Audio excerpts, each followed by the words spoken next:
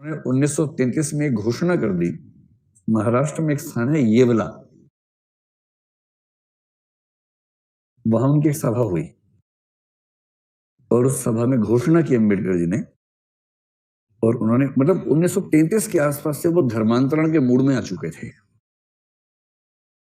33 में कहा कि देखो भाई, मैं हिंदू के रूप में पैदा हुआ, ये मेरे बस में नहीं था, पर मैं आप सबसे वायदा करता हूं कि मैं हिंदू के रूप में मरूंगा नहीं, क्योंकि ये मेरे बस में है। और ये वो पॉइंट है जहां पर उन्होंने हिंदू धर्म को खारिज करने की बात कही, क्योंकि हिंदू धर्म, उनका कहना है कि दुनिया का अकेला संगठित व्यवस्थित धर्म है जो अपने ही नागरिकों को मनुष्यों से नीचे मानता है। बाकी धर्मों में कम से कम आपको ये नजर नहीं आएगा कि धर्म का ही एक हिस्सा गैर मनुष्य मान लिया जाए। हिंदू धर्म में ऐसा डिस्क्रिमिनेशन था, कास्ट सिस्टम था, और इस जाति व्यवस्था ने एक समुदाय को इतना वंचित कर दिया, उसे मनुष्य मानने से मना कर दिया, कैसे फिर भरोसा करे। तो अंबेडकर इतने नाराज हो गए कि अंत में घोषणा कर दी कि मैं हिंदू धर्म छोड़ दूंगा, मरूंगा नहीं हिंदू के रूप में। इसके बाद महात्मा गांधी ने खूब समझाया कि नहीं अंबेडकर, ऐसे मत करो, ऐसा थोड़ा ना होता, हृदय परिवर्तन करवाएंगे हम लोग मिलकर, सबको ठीक करेंगे, तुम चिंता मत करो। अंबेडकर बोले कि आपके से तो हो नहीं पा रहा है इनका हृदय परिवर्तन, 1000 साल में एक आध व्यक्ति आपके जैसा पैदा होता है, अब हम फिर 1000 साल वेट करेंगे। तो महात्मा गांधी के तर्क उनको संतुष्ट कर नहीं पाए, और फाइनली वो आक्रामक रहे। उनका महत्व बढ़ता गया इन सब समुदायों के बीच में। हिंदू महिलाओं के पक्ष में और सब महिलाओं के पक्ष में उनकी जिद थी कि यूनिफॉर्म सिविल कोड आना चाहिए, ताकि महिलाओं को उतने ही अधिकार मिल सके जितने अधिकार पुरुषों के हैं। अब मैं जो बताना चाह रहा हूं, हम में से कई लोग अंबेडकर को अनुसूचित जातियों का नेता समझ लेते हैं। मैं उनके बारे में पढ़ाता हूं तो सबसे कहता हूं कि जितनी लड़कियां बैठी हैं, विशेष रूप से हिंदू लड़कियां, सुबह सुबह उठते ही सबसे पहले उनकी मूर्ति पे ना एक फूल चढ़ा दिया कीजिए। अगर अंबेडकर ना होते तो आज आप यहां ना होती, घर में चूल्हा चौका कर रही होती। अंबेडकर का ये महत्व है, अभी समझाऊंगा क्या महत्व है। और हिंदू महिलाओं की मुक्ति के लिए जितना काम अकेले अंबेडकर ने किया, उतना सब के सब बाकी लोगों ने मिलकर भी नहीं किया, इतना महत्व है उनका। और वो हिंदू शूद्र महिलाओं की बात नहीं कर रहे हैं, वो हर महिला की बात कर रहे हैं। अंबेडकर अगर दबाव न बनाते तो नेहरू शायद हिंदू कोड बिल को टाल जाते। वो टाल नहीं पाए क्योंकि उसके पीछे अंबेडकर अड़े हुए थे। खैर, ये सब होते होते 1946 से 1949 तक उनके हाथ में काम आया भारत के संविधान की ड्राफ्टिंग का। वो संविधान की ड्राफ्ट कमेटी के प्रमुख थे।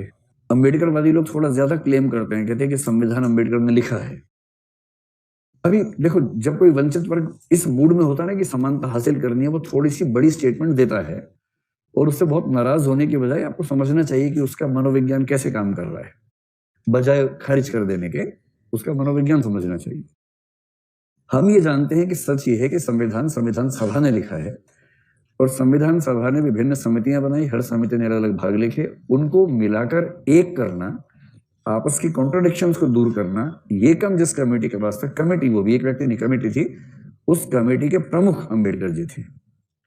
और पूरी संविधान सभा में एक ही व्यक्ति, संविधान सभा में क्या, वो संविधान सभा का सलाहकार था, संविधान सभा का हिस्सा नहीं था।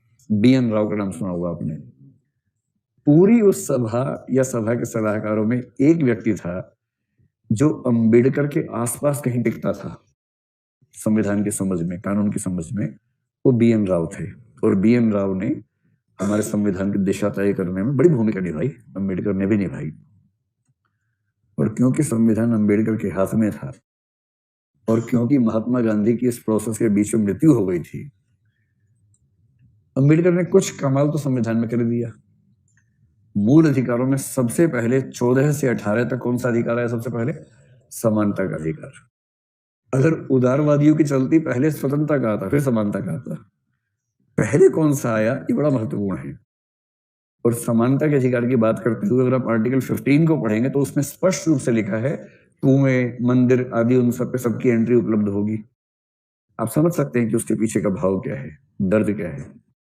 आर्टिकल 17 सीधे सीधे इसीलिए है अस्पृश्यताकांत किया जाता है। महात्मा गांधी ने खूब कहा कि पंचायती राज को महत्व देना, पंचायती राज को महत्व देना। बीच में चिट्ठी लिखते थे संविधान सभा को। महात्मा गांधी बड़े आदमी थे, संविधान सभा तो बच्चे बैठे हुए थे, तो संविधान सभा का हिस्सा नहीं बने महात्मा गांधी। बोले तो बच्चे, मैं क्या करूंगा इसमें आके। तो बच्चे लोग संविधान बना रहे थे। महात्मा गांधी को पता लगा कि ये लोग पंचायती राज पे ध्यान नहीं दे रहे हैं। एक चिट्ठी लिख दी कि मुझे पता चल रहा है कि आप लोग पंचायती राज पे कम ध्यान दे रहे हैं, मेरी सलाह है कि उस पर ध्यान ज्यादा दें। भाव ये था कि वरना मैं अंडरस्टैंड कर दूंगा, ध्यान रखना। और गांधी जी अगर संविधान सभा के खिलाफ अनशन पे बैठ जाते, संविधान सभा की क्या हैसियत थी उनके सामने, सब पिट जाते हो किस दिन। तो सबने कहा नहीं हम ध्यान देंगे, ध्यान देंगे। फिर महात्मा गांधी का देहावसान हो गया। अंबेडकर पंचायती राज के घोर विरोधी थे। उनको अच्छे से पता था कि पंचायत के नाम पे जो दबंगई होती है गांव के अंदर, वो सवर्ण पुरुषों की ही होती है। अगर आपने अपने गांव की पंचायत देखी हो, एक तो जो पंचायत अभी बनती है 73rd 74th अमेंडमेंट के तहत, 73rd के तहत, उसमें तो आरक्षण हो गया थोड़ा बहुत। आरक्षण के बाद भी स्थिति क्या है हमें पता ही है अच्छे तरीके से, है ना। आरक्षण के बाद भी क्या हालत है पता है। उस आरक्षण से पहले की पंचायतों को याद कीजिए, जिसके लिए प्रेमचंद पंच परमेश्वर लिखे गए थे। उन पंचायतों में कभी कोई औरत दिखी आप लोगों को, या हमेशा पुरुष ही दिखते हैं वहां पर? सारे के सारे सवर्ण बुढ़े पुरुष इकट्ठे हो जाते हैं। 3 शर्तें हैं उसमें होने की, सवर्ण होना, बुढ़ा होना, पुरुष होना। और अगर गांव के सवर्ण बुढ़े पुरुष सारे फैसले करेंगे तो समझ सकते हैं कि जो अवर्ण है उनके पक्ष में नहीं होगा, महिलाओं की भागीदारी होगी नहीं उसमें, और नवाचार की संभावना खत्म, सारे बुढ़े बैठे हैं।